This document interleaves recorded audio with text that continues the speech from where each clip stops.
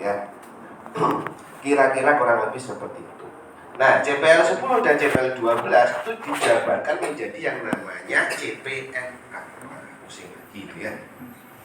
Nah, goal kalian sekarang bisa kalian petakan, nanti dikonfirmasi. Nah, kemarin itu ada profesor datang ke sini.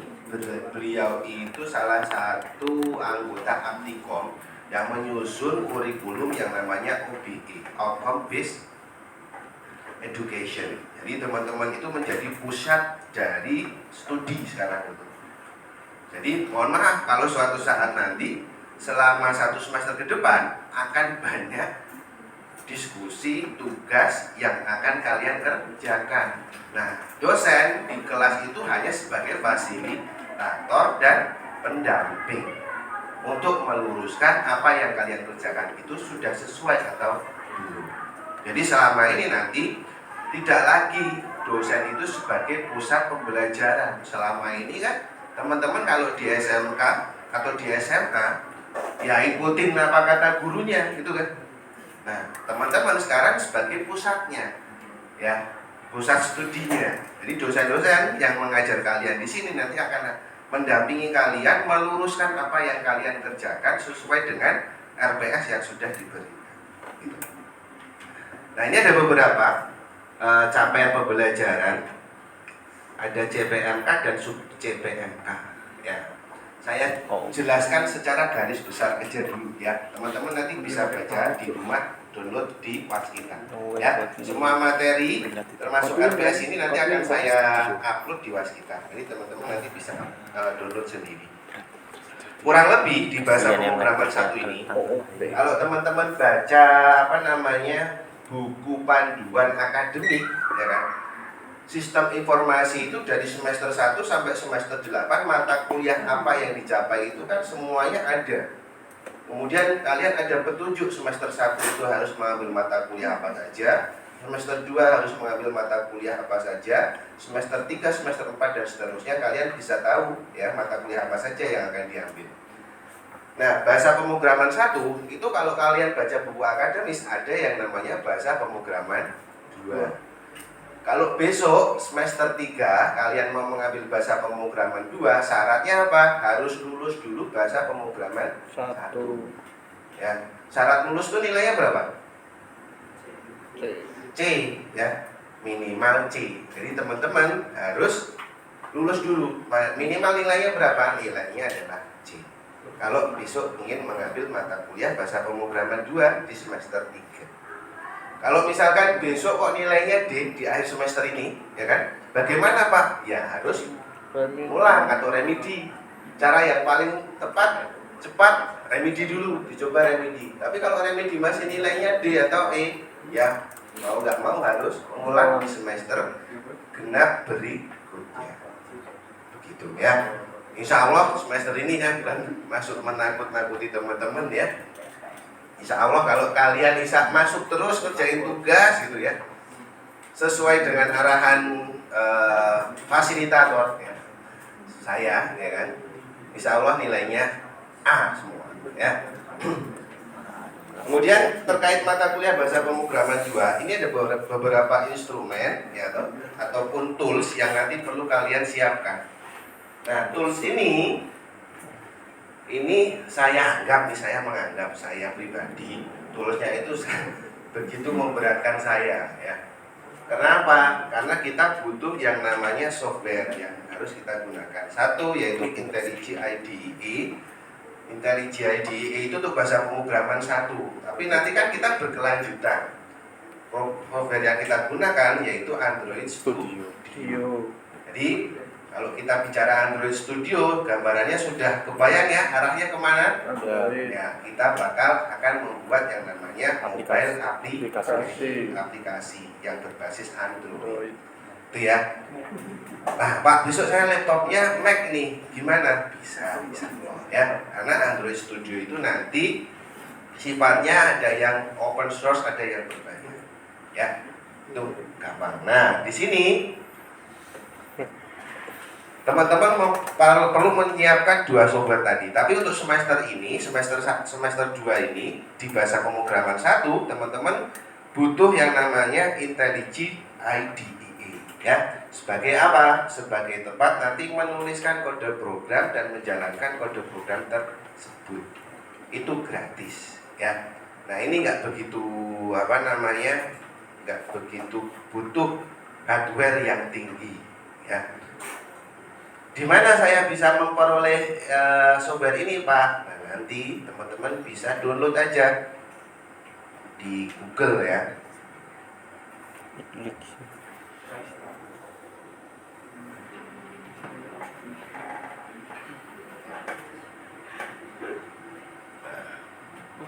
Ya, produk dari JetBrains. Nah, ini ya, teman-teman nanti download di jetbrains.com IDE ya, IntelliJ IDE.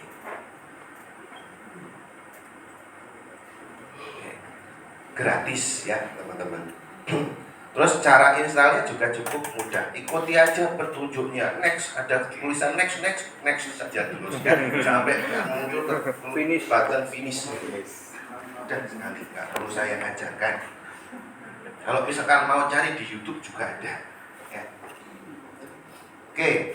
Nah, kalau kita bicara tentang Android Studio, maka tidak lepas dengan yang namanya Object Oriented Programming, di mana bahasa pemrograman yang mendukung Object Oriented Programming ini salah satunya adalah bahasa Kotlin ya. Jadi kita akan menggunakan bahasa Kotlin. Kalau sudah satu semester ini sudah mengenal berapa bahasa pemrograman? Panas ya? Banget Pak gitu ya. Sama saya juga.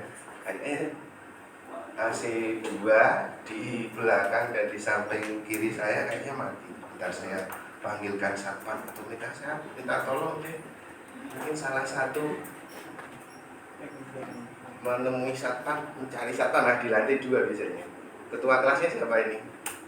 Ada nggak ketua kelasnya? Nggak absen berangkat? Nggak berangkat. Nah, Mas ini aja kayaknya. Akhirnya Pak. Mas siapa Mas? Wisnu Pak. Nah, Mas Wisnu minta tolong di lantai 2 ini Ya. di dekat ruang UPT, tahu kan kantor UPT? Ya. Kantor UPT itu ada. Nah, iya Pak. Nah, yang telat ini aja. Mas siapa? Mas Andra. Sini Mas. Mas Nikolasnya minta tolong nih kan. Ini panas sekali Mas. Panas nggak? Rasa panas nggak? Enggak, baru dari luar sih ya. Saya minta tolong di atas, di lantai 2 kan ada satpam tuh ya, security. Kawat 713 ruangnya panas, minta dihidupin AC-nya, terpatok AC 2 ini mati. Oke, makasih ya. Jangan lupa balik lagi tapi. Ya. Oke. Ya, kita lanjutkan. Kalau kita bicara tentang Object Oriented Programming, ada beberapa bahasa yang support ya. Salah satunya apa? Yang mungkin familiar di telinga kalian atau di pikiran kalian selain Kotlin apa? Java. Ya kan? Nah, nanti kita bahas kenapa ini pakai Kotlin Pak, nggak pakai Java. Di semester 1 kalian sudah mengenal bahasa pemrograman apa saja? Baru C++. Ya. Selain C++, PHP mungkin? Belum diajarkan juga? Baru Oke, mungkin semester ini mungkin ya nanti ya di web pemrograman. Nah, kenapa Kotlin bukan Java? Nah, perlu diketahui teman-teman bahwa sekarang untuk pengembangan aplikasi Android ya kan, Google itu sudah memberikan standarisasi, mengumumkan bahwa semua aplikasi yang dikembangkan di aplikasi Android itu direkomendasikan menggunakan Kotlin. Nah, cuma di lapangan di Indonesia khususnya masih banyak aplikasi yang dikembangkan menggunakan Java. Tapi nggak perlu khawatir teman-teman, karena kalau kalian menggunakan Java, oke, Pak minta tolong, ya AC-nya 2 ini mati, dihidupkan, ada remote ini, nah, boleh Pak, ini gimana? Waalaikumsalam. Terima kasih banyak Pak. Ya, Nah, jadi alasannya kenapa kita pakai Kotlin? Karena Kotlin sudah menjadi rekomendasi dari Google. Kenapa Google sebagai patokan? Karena Google yang mempunyai Android, ya gitu ya. Simpelnya seperti itu. Cuman teman-teman nggak perlu khawatir, ya kan? Kalau misalkan teman-teman besok kok sudah mahir Java, ya migrasi ke Android itu nggak perlu kalian merubah kode programnya, karena di Android Studio itu memfasilitasi ya bahasa yang kalian mau gunakan apa, Kotlin atau Java. Jadi dibuat simpel aja, nggak perlu khawatir kalau teman-teman besok hanya tahu tentang Java gitu. Dan bahasa Java dan Kotlin itu 11-12 ya, nggak jauh beda ya. Yang jelas Kotlin akan memudahkan kita mengingat-ingat keyword-keyword yang digunakan, lebih sederhana dan lebih simpel dibandingkan Java. Nah, kalau kita bicara tentang OOP, mungkin teman-teman di rumah sudah penasaran sampai googling nih, bahasa pemrograman satu itu nanti kita akan belajar apa gitu kan. Belum? Atau mungkin yang besok konsentrasinya mau masuk ke dunia pemrograman, angkat tangan dua. Enggak ada. Ya nggak masalah. Teman-teman kalau besok mengambil skripsi dengan tema satu ya, jangan pikir animasi itu nggak ada codingnya ya, atau mungkin ya ada beberapa standarisasi. Besok ketika teman-teman itu membuat sebuah proyek skripsi, itu ada beberapa standar yang harus kalian terapkan. Salah satunya mungkin dari sisi analisis dan kecuali kalau video ya kan, video jelas pure video live shoot dan lain sebagainya, itu nggak ada codingnya ya. Kita hanya bermain sisi pengambilan video dan lain sebagainya. Tapi kalau animasi, ada beberapa animasi yang menerapkan coding gitu. Teman-teman harus juga paham tentang dasar pemrogramannya. Nah, kemudian besok ya teman-teman, goal dari mata kuliah ini tidak langsung membuat aplikasi di Android Studio. Jadi kalian masih belajar fundamentalnya dulu. Jadi hampir sama kalian belajar tentang logika algoritma mungkin ya. Cuma bedanya apa dengan logika algoritma? Kalian di logika dan algoritma itu belajar tentang variabel, ya kan? Tentang perulangan, ya kan? Tentang percabangan, ya kan? Dan lain sebagainya. Nah, kita masih akan belajar tentang itu fundamental, tapi menggunakan bahasa apa? Kotlin. Nah, apa beda Pak? Beda. Peruntukannya sama, cuman cara penerapannya atau implementasinya itu berbeda. Secara konsep sama. Contoh perulangan itu digunakan untuk apa? Mengulang perintah yang sama berulang kali. Di Kotlin dan di C++ itu sama tujuannya, cuma implementasinya aja berbeda. Itu ya. Nah, teruntuk bahasa pemrograman 1 ini adalah jendela awal, ya, pintu awal kalian belajar tentang yang namanya Object Oriented Programming. Kenapa kalian wajib tahu istilah Object Oriented Programming? Mungkin nanti setelah kalian lulus dari Universitas Amikom Yogyakarta, kalian mampu menggunakan Kotlin atau menggunakan Android Studio. Cuman belum tentu setiap mahasiswa itu tahu yang dimaksud Object Oriented Programming. Nah, ini yang membedakan programmer yang istilahnya dia bisa secara otodidak, tapi dia nggak mau tahu fitur-fitur yang digunakan selama ini. Nah, ini yang membedakan kalian nantinya dengan programmer-programmer mungkin yang di luar sana belajar secara mandiri dan bisa secara mandiri gitu. Walaupun ada di luar sana yang paham tentang Object Oriented Programming ya, tapi survei yang saya lakukan, banyak programmer-programmer yang ibaratnya bisa pemrograman tapi dia nggak tahu tentang Object Oriented Programming itu. Hanya bisa pakai aja, asal pakai aja. Nah, kalau kita bicara tentang object oriented programming, teman-teman nanti akan belajar tentang 3 hal, ya. Yang namanya apa? Inheritance, polymorphisme, dan encapsulation. 3 hal ini yang akan menjadi fokus pembelajaran di semester ini. Ya, inheritance itu apa? Pewarisan. Encapsulation itu apa? Pembungkusan. Kemudian yang terakhir tadi polymorphisme, persamaan antara objek dan objek lain. Ya. Nah, itu yang akan menjadi fokus pembelajaran selama 1 semester ini. Goal kita itu paham dulu tentang OOP dulu, sama fundamental dari Kotlin ini. Seperti itu.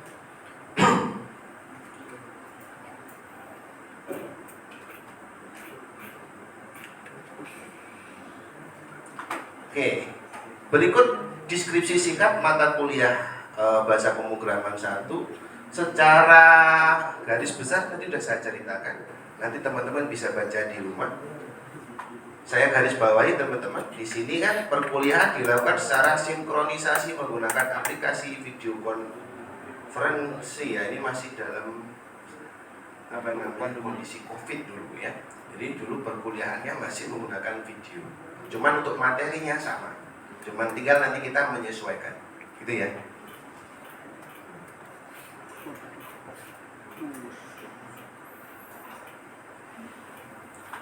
Ini ada penilaiannya, nanti teman-teman baca sendiri setiap pertemuan pasti ada penilaian. Pertemuan pertama ini penilaiannya apa? Ya, antusias teman-teman aja masuk di pertemuan utama. Poinnya berapa? 1 ya, 1%. Ada nilainya. Jadi kalau besok teman-teman nggak masuk ya, kalau nilainya nggak full 100. Kenapa kok nggak 100 Pak? Padahal nilai saya 100 semua tugasnya, UAS dan UTS-nya. Masa kalian nggak masuk sekali kayaknya. Itu mau jadi nilainya 99 poin.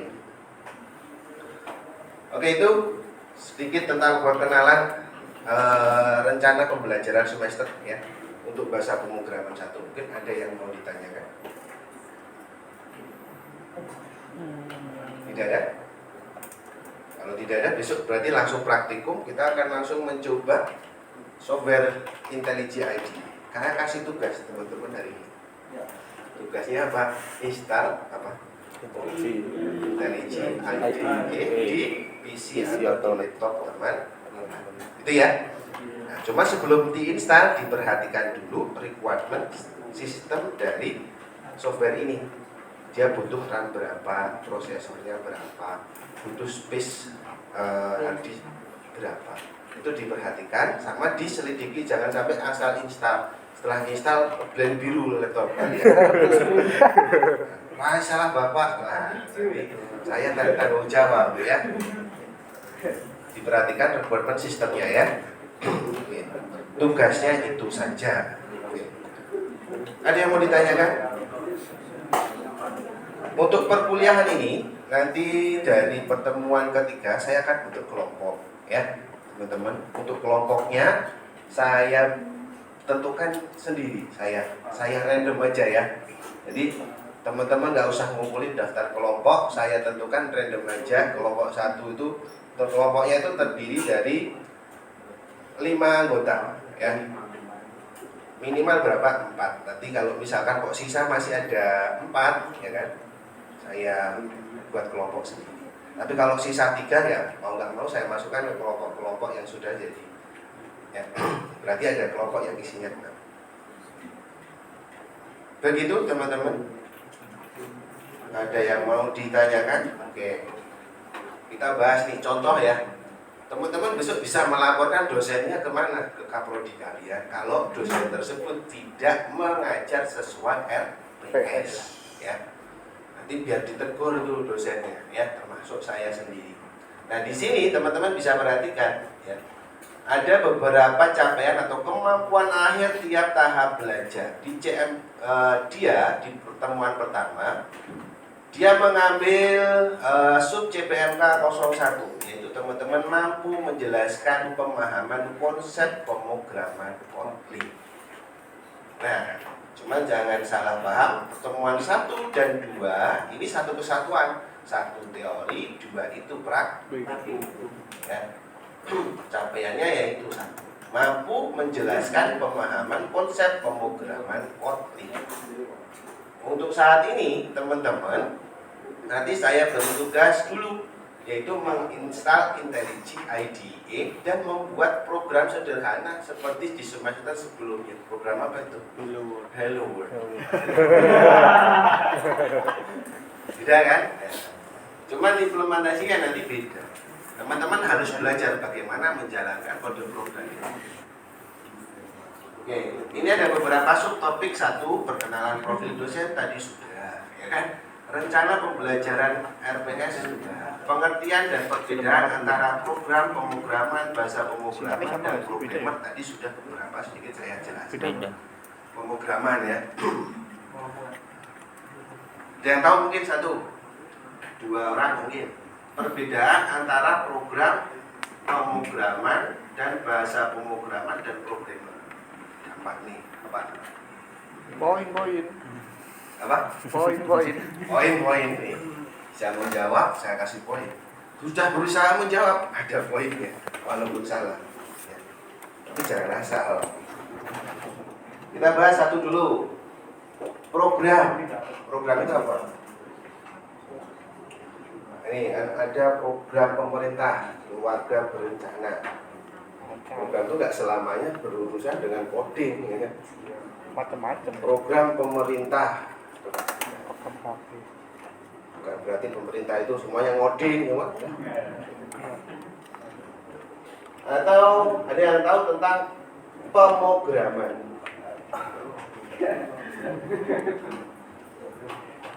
Searching boleh?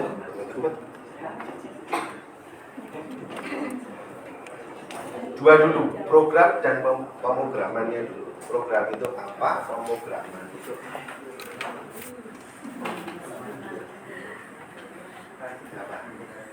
Ya tahu? Ya boleh Mas. Program adalah penggunaan instruksi dan bahasa yang disatukan dalam skema maupun bentuk lain, bagaimana apabila dijadikan satu dengan dia yang bisa dibaca oleh komputer maupun membuat komputer bekerja melalui fungsi khusus termasuk persiapan dalam merancang instruksi.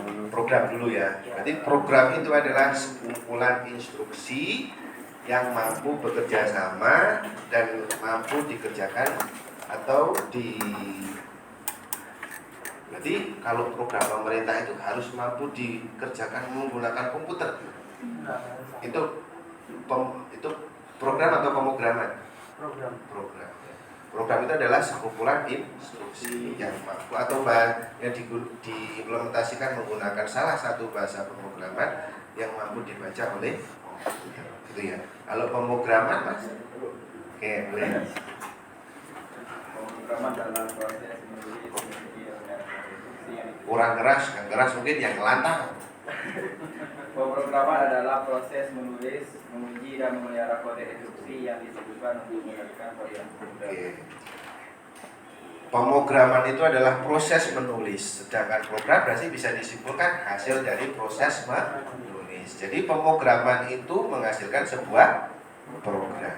Oke. Nanti bisa punya nomor ya saya nggak? Nah, kirim NIM-nya ke saya, Masnya juga. Ya. Boleh ya. Kemudian kelas ini apa? Buat grup WA enggak? Boleh buat, harus buat. Sudah ada belum? Untuk pemrograman bahasa pemrograman satu ini sudah ada belum? Oh ya. Jadi nanti saya buatkan berarti ya teman-teman. Saya buatkan. Nanti saya minta salah satu kotak aja itu, Mas itu dua itu. Nanti sudah nyatet nomor HP saya belum tadi?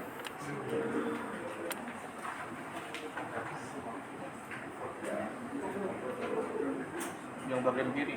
Nah, nih. Kita tulis ini aja.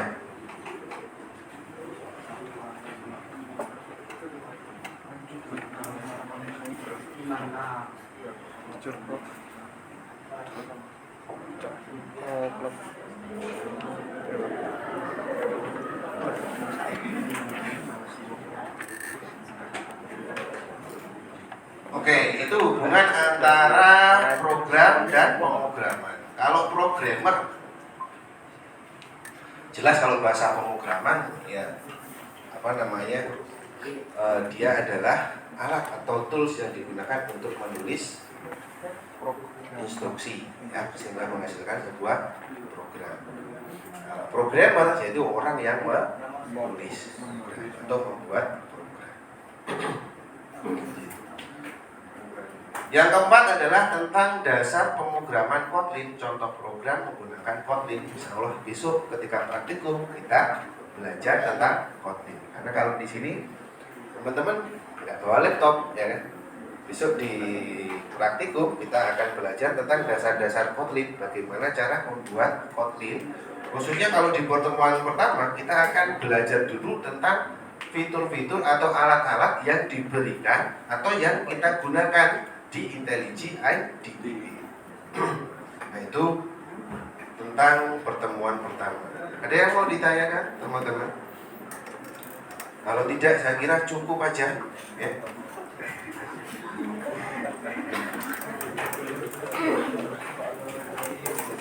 Ada yang belum persepsi? Tadi kayaknya ada 2 mahasiswa yang telat. Silakan persepsi dulu. Ini selesai. Maksudnya tadi yang jawab pertanyaan tadi udah ke saya ya.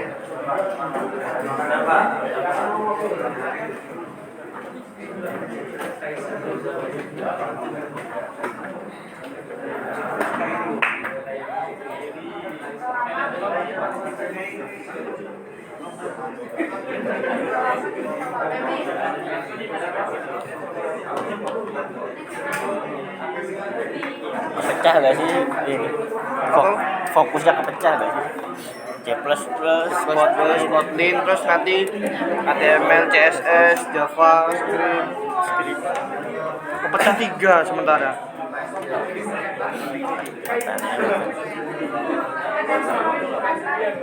SQL. Iya SQL. SQL. Dari 2 orang tadi. Mas siapa tadi? Pakai kacamata Mas. 4 berarti. 4. Raffi sama Mas. Raffi juga. Tapi WA saya tunggu, kita buatkan grup sekalian ya teman-teman nanti bisa di aku isinya FYP-nya masalah kalau tuh orang bahasanya kayak gini.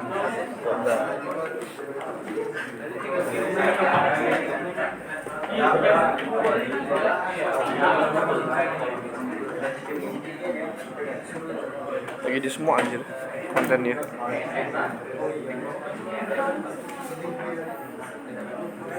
Komitmen. Kalau ini SQL. MySQL Miscall ya. SQL. Miscall ya. MySQL. MySQL Miscall ya.